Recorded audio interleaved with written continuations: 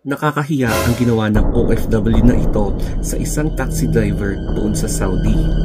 Hinold up niya kasi itong kawawang taxi driver na ito na isa ring foreign worker sa Saudi, and kinapkapan siya at kinuha yung kanyang wallet or yung kanyang bag na may lamang mga cash na pinaniniwala ang pinag-ipunan niya yon sa isang araw.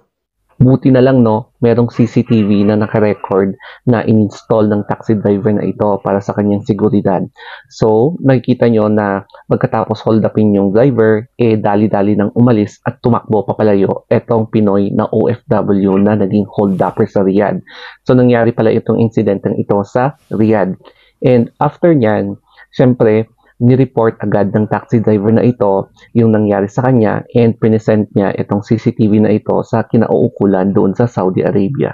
Sobrang nakakahiya ito kasi magkakaroon ng mantsa doon sa imahe ng mga Pilipino na nag-work doon sa Riyadh.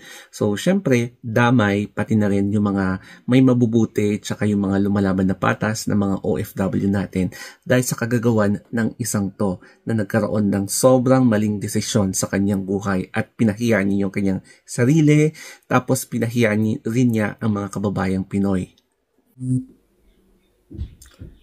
Nangyari yung insidente doon somewhere in Riyadh bandang 9 PM noong December 23, 2024.